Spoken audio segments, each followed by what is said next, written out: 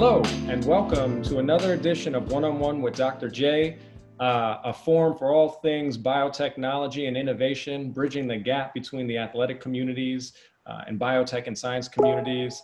I am Jon Scheiman, your former basketball player turned scientist and now CEO. Today, I have the honor and the pleasure to welcome to the show Lia Neal, who national champion swimmer, Olympic medalist, breaker of barriers, activist, educator, anything you could think of. So without further ado, Lia, welcome to the show. Thanks, John, for having me. I was just thinking about all those titles you gave me. I was like, I should update my LinkedIn. I think you should give yourself some credit for everything you're doing and being more than an athlete and sort of being a trailblazer. But we'll get into that, alas. First things first, Lia, obviously, a lot going on in the world. So first and foremost, how are you doing? Where are you currently situated? And what are you up to these days? Yeah, I'm good. I hope you're well and keeping sane. I'm sure you're keeping busy, so that's that's good. I am in New York, where I'm from. I'm back with my parents. I've been quarantining here like since March, since all of this started happening with COVID-19. But normally I'm training with a professional team, Team Elite in San Diego. Yeah, I've been out there for almost 2 years now. Wow, in San Diego for 2 years. Yeah, except quarantining took up like 5 months of that. So quarantining here in New York.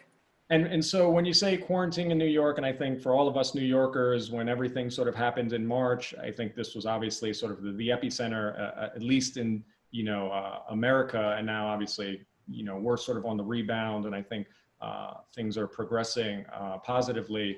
But so what does that mean? Obviously you're a world-class athlete, you were training in San Diego and now you're quarantining. So what does sort of like your day-to-day sort of life look like? How are you staying in shape? How are you staying active? How are you, keeping your mind active and staying engaged? Mm-hmm. So a lot of like my training just throughout my life has been supplemented with dry land training. That's what we swimmers call it. So it's just been more of that instead of like having the bulk of my training be in the pool. It's been more on land, with doing cardio, just like still keeping up my aerobic base and just working on that aspect of it. So yeah, I think it like at the end of the day, it's just all about perspective. And yes, like this pandemic has taken a lot of people away from the pool, but it's also allowed us to shift our focus on other ways to get stronger and better. Therefore, just giving us a renewed sense of motivation for when it is time to go back to the pool. Mm-hmm. So I think you said something that's kind of fascinating to me, because I think each sport and each, sort of skill set, in track has different training methodologies. And like, for instance, you just said, obviously you're a world-class swimmer, 100 sort of meter or event. But you said most of your training naturally occurs sort of dry training or on land. Like, I guess, typically how much of your time do you spend training in the pool versus out of the pool? Mm-hmm. Maybe how's that changed, since COVID and now sort of quarantine and stuff like that? Yeah, or I meant that I usually do supplementary training to my training in the pool. So yeah, like the bulk of my training is in the pool, but I will do stuff like on land to supplement that. So like in college, that looked like 3 weight sessions and 2 extra like on land cardio sessions, in addition to practicing 9 times a week. 6 or 8 or 9 times a week. Practice so much you just lose track. It's all one. I know. I think it makes things even harder to actually address just like how many practices you have in a week. So it's just better to just like do it without really thinking about thinking about it too much. Just do it. makes sense to me. So, obviously here being a one-on-one with Dr. J and we're talking, I think a natural foundation and place to start is as we're merging sort of next generation biotechnology, metagenomics, microbiome sort of decoding and probiotics, obviously merging that with high performance athletes and world-class sort of super performers. I think a great place to start, I always ask people, one of the first questions is, you've been a Fitbiomics athlete for, I guess, the past, a few years. We've sequenced your microbiome. Just as an icebreaker, what were your initial impressions, when I think I spoke to you a few years ago, told you what we were doing, at Harvard, and now we've spun out into a startup. When I told you about this whole new frontier of metagenomics and translating into next generation probiotics, I think what were some of your initial reactions to what we're building? I think when you first approached me with the study that you were doing on microbiomes and creating a product like to harness like the data that you get from that, especially the data that you get from athletes specifically, and then being able to make that available to just like all consumers, I think was never something that was on my radar at all. I think it was very like advanced, and now I'm starting to see like more talks about like gut and microbiomes and like bacteria in the gut and like how important it is and how it like really sets the basis for like your overall health and just bodily functions. So yeah, I'm glad that I got like exposed to it earlier in its stages before it became, I mean, like it still isn't like too common, but it's like becoming increasingly like on people's radars. So I think it was just cool to like get ahead of that curve, like with you and your company, and being able to understand something that like has been disregarded for so long, just like in science, in like society and history. Yeah. Yeah. Well, I think it's something you mentioned something important, and sort of we've been building our technology with over 5 years of R&D, starting at the Harvard Medical School, the Viets Institute, and obviously we're translating that technology and discoveries into real world consumer products, not just for super athletes such as yourself, but to really benefit the masses and bring a new frontier to sort of, for health and nutrition applications.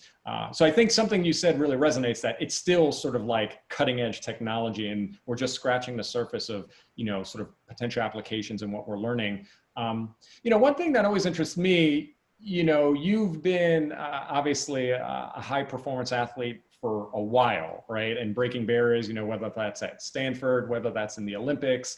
I'm just curious, you've been to 2 Olympics, you've been around the block a time or two, how has sort of your training and even nutritional regimen changed over the years? Because you mentioned Fitbiomics, microbiomes, it's not something you think about every day. So how did you approach your body, your training and your nutrition maybe early on in your career, and how's that evolved over time?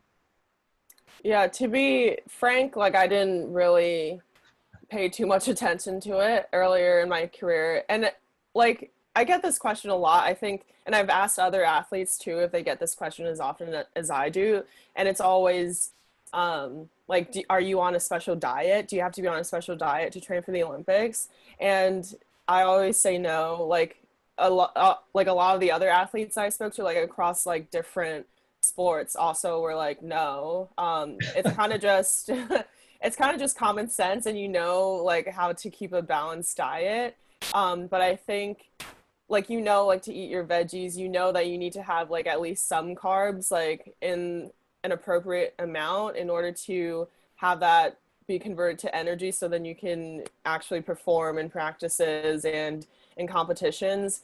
But I think that's always been just like the very baseline understanding of it. But obviously when you get to an elite level, people start working with nutritionists, and it's like, oh, this is exactly like according to your body mass and your age, your height, taking all these things into consideration, you should be eating like this amount of grams of protein and blah blah. So like you do get to a point where you are exposed to the breakdown of it, but then again, it kind of, you revert back to kind of the baseline because like you have that in the back of your mind, like you understand what you have to do, and then you kind of just like eat around that. But then having like how you guys like synthesized my microbiome, like my gut data, and the results coming back from that, like I learned a lot that I didn't know, and I wouldn't have been able to know if I never got like a special test done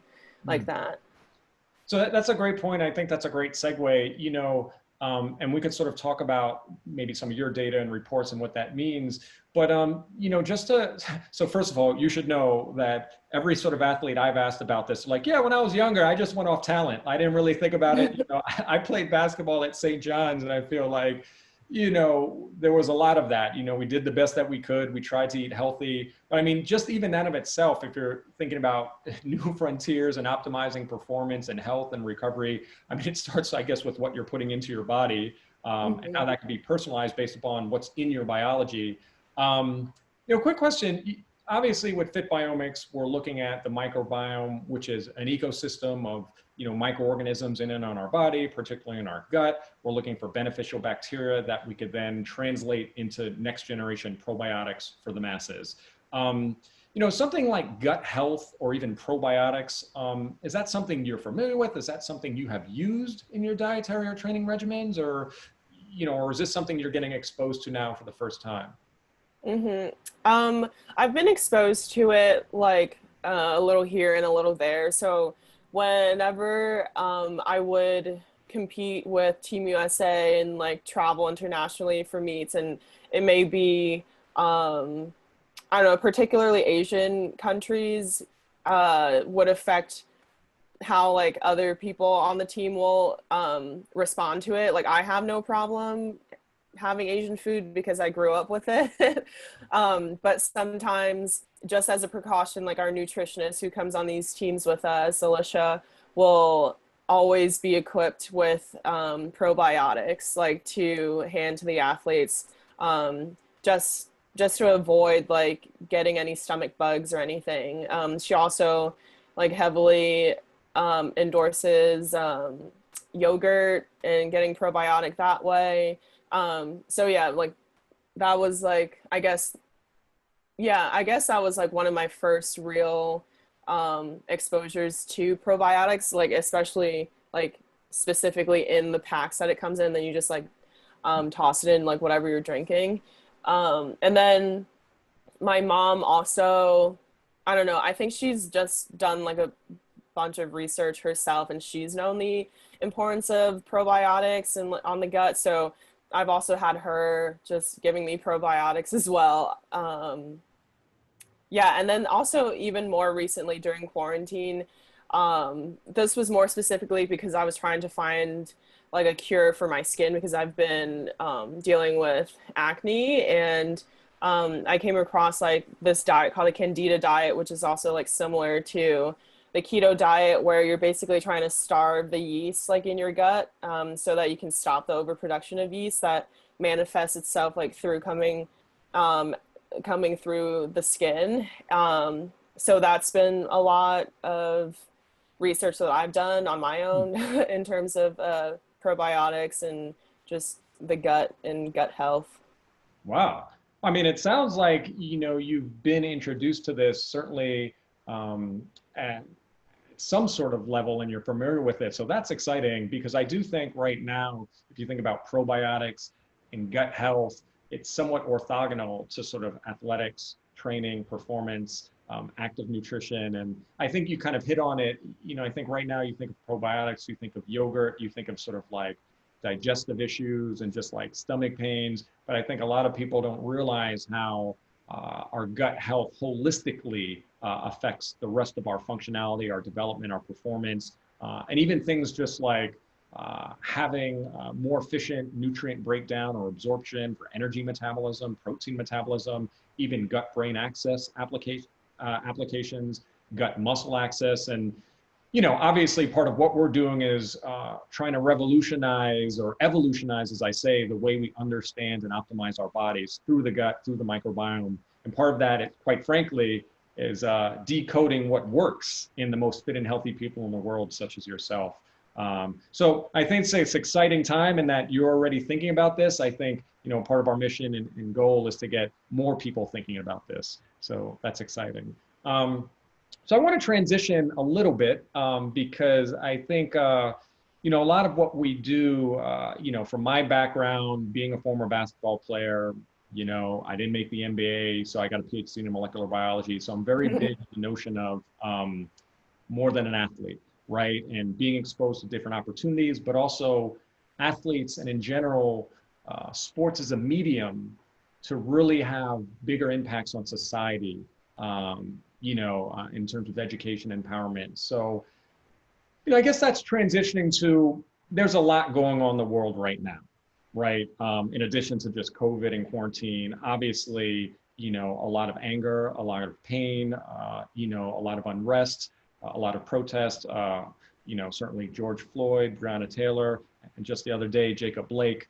And really, I think rightfully so, a lot of outrage in our society about the way that the Black community and people of color have been treated in our society through systemic racism. And going along the notion of more than an athlete, one thing that I've been excited to see is the athletic community really stepping up and leading the charge and speaking out and saying enough is enough and demanding their change, holistic changes to our institutions. And I think you have been one of those leaders on the forefront, and you've done a lot out there. And, I want to bring this up and sort of like touch upon some of the things you're doing and hear more about it, in particular, Swimmers for Change, which is a movement that you've started, as well as the piece you did on Uninterrupted Dear America, speaking about sort of your experience as a biracial swimmer, growing up in New York, but obviously sort of the call and the need for changing certain things in our society. So, maybe I'll stop there for a second, but yeah, can you tell us a little bit more about what you're doing with these two sort of campaigns? Yeah, I think, well, to backtrack a little, obviously, we all know that police brutality has been an ongoing thing. It didn't just start these past few months, but there's a reason why it's been there's been such a shift in focus towards it and really magnifying it as a movement. We're in a movement right now that started in June, I guess. That was the George Floyd's death was the catalyst of. And it's because of an amalgamation of factors that just perfectly aligned to create this prime environment for people to pay attention collectively.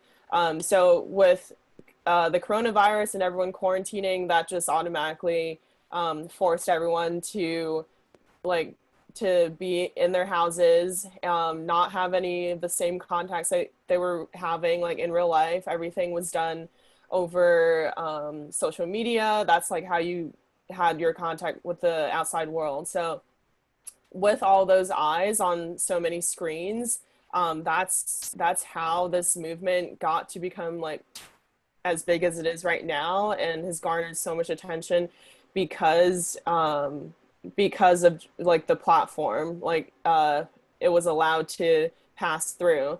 And going off of the idea of platforms, it just makes sense for athletes and myself to utilize the platform that we've been given to actually do something with it and to call attention to just how important this is.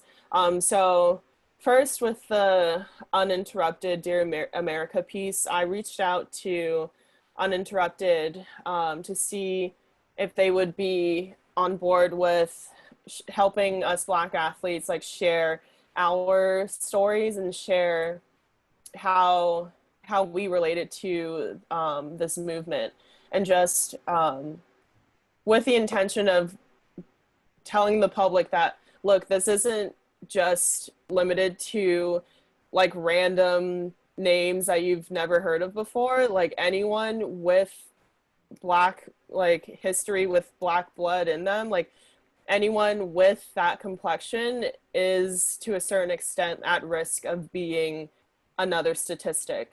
So this was basically to highlight and draw attention to how even the best athletes in the world that people have cheered for, have watched interviews of, have gone to the games of, like those people are just as much like at risk as any of these other people you've never met before, but we keep seeing names posted over news outlets and online. So that was, yeah, that was like one of the major things I wanted to do, because this was also along the time of Blackout Tuesday, which like followed very closely with the George Floyd death.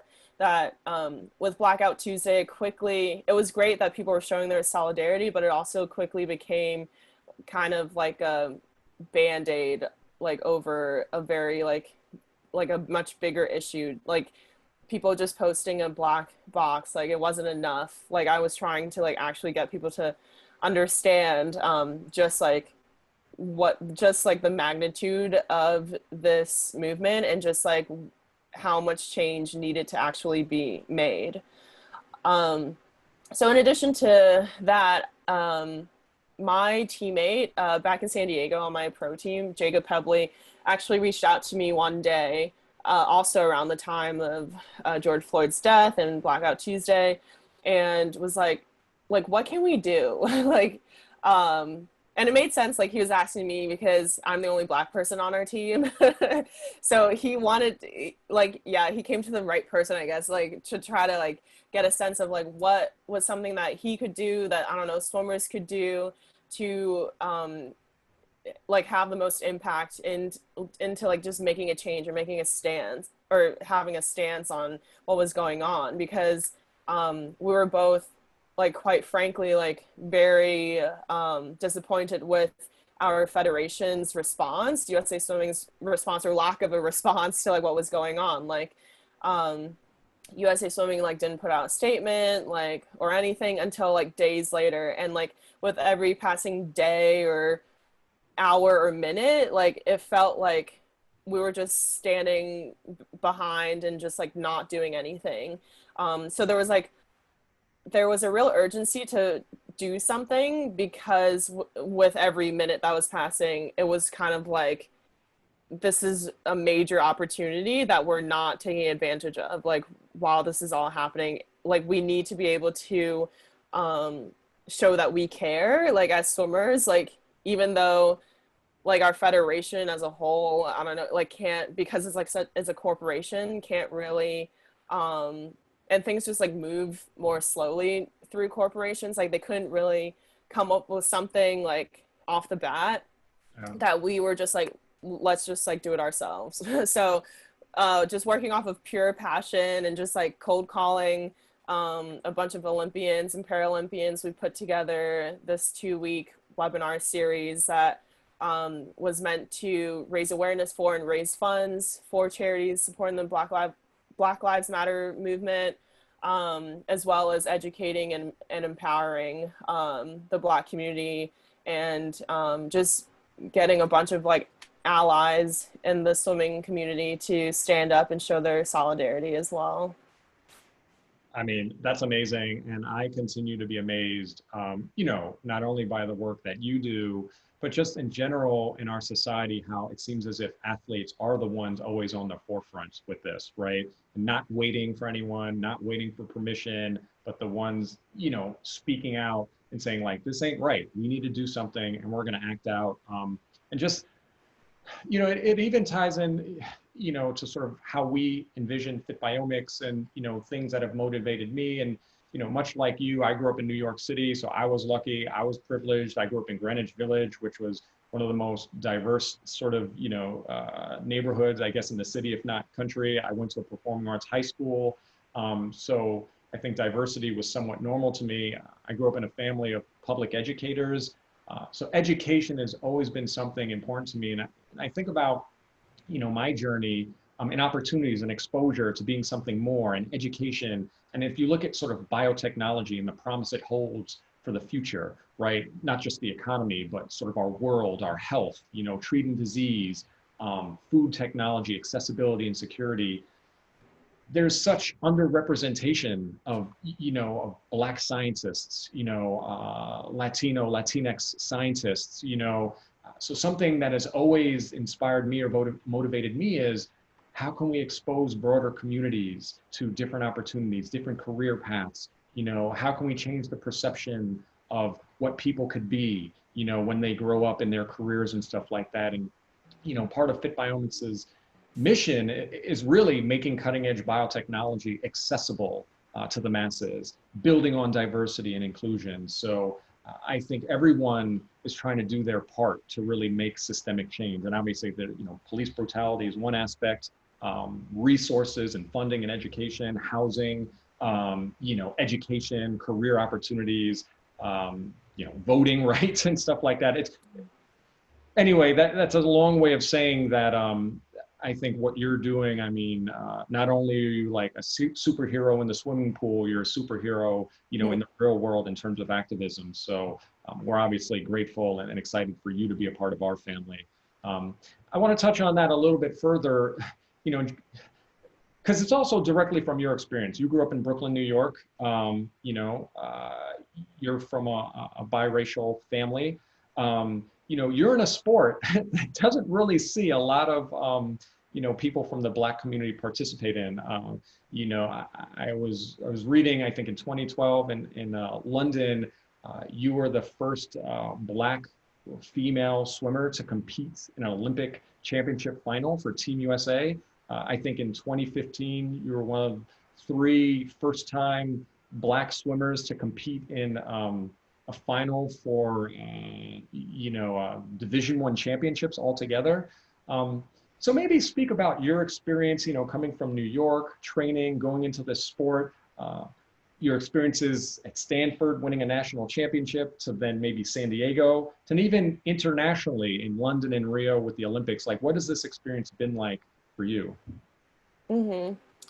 I think I think it's always worked in my favor not being so aware of the impact that I had on the sport, because I feel like that would have just been an added pressure on myself. Like you said, like we're from New York, so we're from like the melting pot of the world. Like I was lucky to have grown up swimming on a team that was one of the most diverse teams, like arguably in the entire country. So I was never too cognizant of the fact that like swimming was a predominantly white sport. I would only really see that when I would go to higher or just meets in general. Like when I would go to meets, I would see that like other teams were predominantly white. But even then, like it wasn't something that I used against myself. It was just something that I noticed subconsciously. And then after making my first Olympic team in 2012, it became a question that I got more and more often. Like, what does it mean to be a pioneer or a role model? And I think getting that question was the first time that I was forced to really think about it and address it. And as I've grown older and as I've just like spent more time in the sport and also just like garnered more experiences just like in my life, I've realized the importance of this role and of just given the background that I have been born into, just like naturally that does involve some sort of responsibility that like when I was younger, like I didn't really have to like do much besides just like do what I was doing. And then like me being able to compete at the Olympics and then be on TV and like get covered and stuff like that, that innately in and of itself was like already doing a lot for the sport and for people who looked up to me because they saw themselves in me. So yeah, like I said, like when I was younger, it wasn't really something that I thought too much about. I was just doing what I was doing. And just like given my background and like the way that I looked, ended up like making an impact on like people, which was pretty cool to look retrospectively on. But now I understand even more so that like it is important to use like the gift that I've been given, being able to have had all these accomplishments and being able to use that platform that I have in order to give back and let other people know that yeah, Black people can swim. Like it's not it's not a matter of talent. Like obviously it's a matter of just circumstances, and I've been very lucky to have grown up like being very fortunate, having been granted scholarships to swim and to go to school. So I know the impact that it's had on me, just like being very fortunate to have had these opportunities. And I just want to be able to pay that forward, because I know like there are probably so many other people who are just like me who just have those doors closed for them. So just having like one door open for them will just kind of make them realize, open their eyes to like all the possibilities that they're capable of achieving and doing even more than I've done. Well, you know, one of the phrases I love and I hold dear, each one teach one. And, you know, I think all of us, we try to learn and we try to be the best versions of ourselves. But then, like you said, take our learnings, take our knowledge and sort of give back and help the next generation be better than we were, right? And, you know, you've sort of broken down so many barriers. You've been a trailblazer, you know, and you're now leading the way and sort of speaking out for activism to help other people. So, you know, it reminds me as maybe that's a perfect segue. I'll just have to say, if you haven't noticed, I'm sort of, you know, in honor of Kobe Day wearing the Kobe Bryant shirt. And it just reminds me of this commercial that they put out the other day about be better, you know, and it's just every day, be better. And it reminds me of a statement that Fitbiomics put out, you know, for supporting Black Lives Matter. It's just, you know, we all have to be better, like every day, be better. And you don't have to be perfect, right? But what is the vision? What is the end game? What is the goal? And how every day do we be better? By the way, just, you know, to segue back, because I love talking about this, diversity, inclusion, representation, bridging the gap between communities. Speaking of Kobe Bryant, first of all, I think there were 2 times, you'll appreciate this, that personally I have been starstruck by athletes. Do you know, well, one of them is a Kobe Bryant story. Would you guess the only other time I was starstruck by an athlete? You may not remember. A swimmer, like Michael Phelps or something. When I visited you at Stanford, 2016 after the Rio Olympics, and I was walking around campus with you and Simone, and like everyone on campus knew you, everyone was greeting you, everyone was such a fan, and I was like, holy shit, I was like, what the, like, I played basketball at Madison Square Garden, you know, I've just NBA players, I was like, wow, this is crazy. So that was a fun memory. The only other time is, you know, having the opportunity to actually speak with Kobe Bryant, you know, while he was still in the league, playing with the Lakers, and I was doing my postdoc at Harvard, and he was playing against the Celtics, and you know, sort of I was backstage at the game, and had a chance to speak with him one-on-one. I remember asking him, I was like, hey Kobe, have you ever thought about how genomics and biotechnology can revolutionize athletics, nutrition, and performance? Without missing a beat, he looked at me in the face and said, yes, I have. And I was like, holy shit. And like, one thing I'll say about that interaction with Kobe, he was so brilliant, the smartest guy in the room, but at the same time, you could tell that he wanted to engage in dialogue. And like, we literally spoke for 5 minutes. He took his time. He asked me for my business card, you know, and then he never followed up, but he had other things going on. And then he gave me a handshake and a hug. And like, I remember just running down through the hallway, like, holy shit, I can't believe that just happened. So you and Kobe are the only times I've been starstruck. I don't know if you have you know, you were at the London Olympics. I don't know if you have a Kobe story or anything like that. Yeah, there was just this one time that I saw the dream team. It was because it was the night that the swim team had gone into the village, and we had like all of our suitcases with us, and the dream team was like passing by or something. They just happened to be passing by, or like maybe they got in at around the same time as well.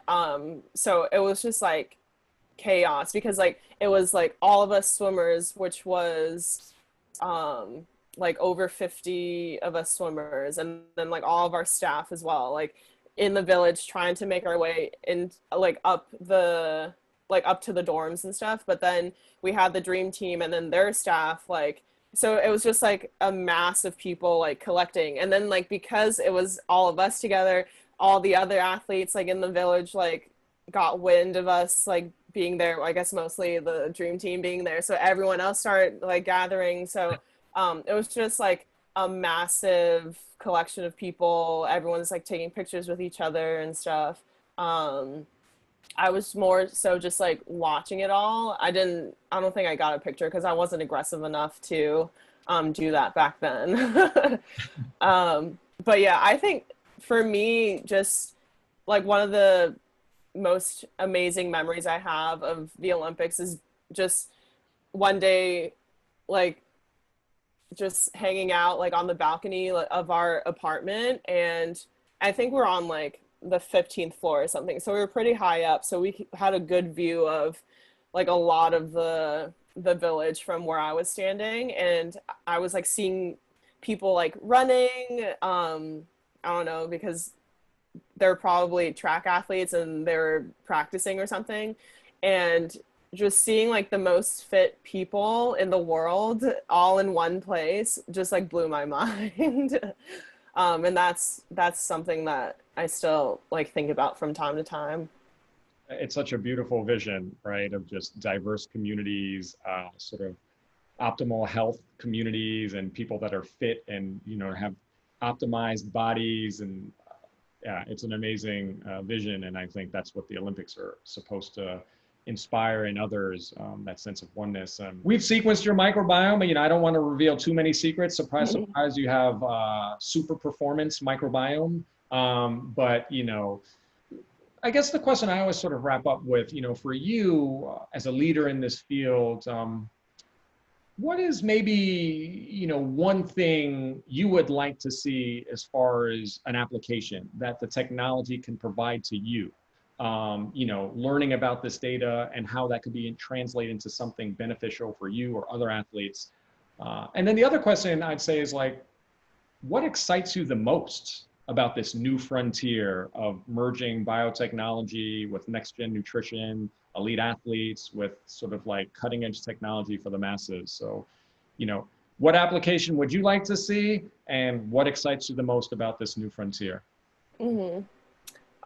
Well, for myself personally, I've always been curious as to like what the ideal diet looks for me in order to like function at my like best capacity. So like I know there, like in addition to like DNA test kits out there, there are also like dietary specific ones. But just like how people are hesitant to take those DNA tests, like I'm also hesitant to take those other tests. And also I'm not sure, because there's so many options, like I've never been sure as to like which were like the most legitimate ones. What excites you most about sort of this new frontier? You're part of the Fitbiomics family, the team. We've sequenced our microbiome. We're developing next-gen probiotics. What excites you the most of this whole process? Well, I think the study of the gut like kind of goes back to ancient times, depending on like which cultures really paid attention to it. And I think backing it with science and really doing the research and analyzing just like why the gut is so important, and like how different bacteria in the gut have different effects on it, will help us understand it so much more. So I think it's like a cool intersection of like Western and Eastern medicine. Mm-hmm. Yeah. Yeah, I think, you sort of hit it on the point. for the first half of your sort of answer, there's a lot of sort of data, there's a lot of noise out there, but how do we know what technologies or what modalities are best and things of that nature? What's most efficient, sort of getting to the answer of what's inside my body, what's inside my biology. How can we make this more personalized for different unique applications that are befitting of each individual athlete? And then to your second point, I think that's a perfect way to sum this up, right? Bridging the gap, diversity, inclusion, different cultures, taking learnings from different, environments. And I think, the notion of technology, if you look at sort of nutrition, health and wellness and diet, and even athletic training, as, a lot of young athletes rely on just intuition and natural talent, there's a lot that I think instinctively or intuitively we know, but can we utilize technology to really evolve this and make it much more efficient and much more relevant, and learn really what nature has selected for in terms of optimal health. So I think obviously that's the journey with Fitbiomics. And it is really cool what you guys are doing, because I feel like with like Western medicine, like I sound like so frou-frou when I'm saying that, but like with modern medicine, so much of the time is just like presenting very temporary like fixes, and like you have to like keep taking medication for like the rest of your life. It's never really something that's more permanent, and I feel like with really treating the gut, it's more permanent and has just like a more holistic effect, a holistically like positive effect on the body. So I think that's really beneficial, or will be very beneficial for everyone. Yeah, and to your point, I think there's a lot of like, you say Western, medication, Western, even nutrition. A lot of it is sort of like, let's treat disease or let's treat problems rather than food is medicine, preventative, like let's keep people healthy and optimized. Yeah. It's another thing to, to bring up. You mentioned sort of like Eastern medicine. I think there's a lot of things that there's useful, and maybe it's more anecdotal, like from culture, like, hey, we know this works. We just know it does. But I think, hopefully with the advance of like biotechnology, right? We could sort of really understand further what is working, right? And sort of like pinpoint with precision, yep, this is why it's working. Now let's amplify it, and we can sort of make it more accessible. So that's a very, genomics, the first human genome sequence was, published in 2003. Like metagenomics and microbiome sequencing has really only gone high throughput since maybe 2008 to like 2012. So the technology is just catching up with all, culture and sort of training and nutrition. So yeah, and I feel like technology will give like what has been believed, like the backing that it needs in order to like get more people on board with it, because like there are a lot of people who are just like, yeah, like that's just what they say, but like there's nothing proving it. Like everyone needs proof, and I feel like once you like provide that, then it'll just be like, okay, yeah, well, there's no really way to argue this.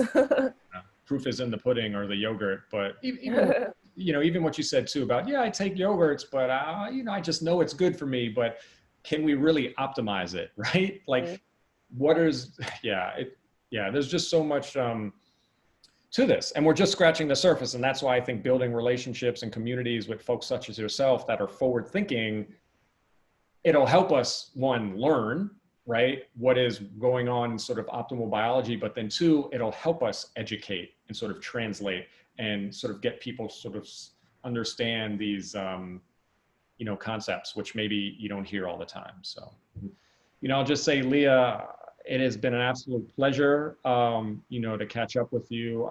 I truly am sort of just excited and continue to be in awe of what you do, and you being a leader in all things from sports to community activism and biotechnology. So we're grateful to have you as part of the team, and we're your biggest fans, and we're continuing to root for you and wish you well, and we'll obviously be rooting for you during your training regimen in New York City. So thank you for taking the time. And I'll just say thank you to everyone for joining this edition of One-on-One with Dr. J. We will continue the conversation on innovation and evolution and disruption. So until next time, be well and talk to you soon.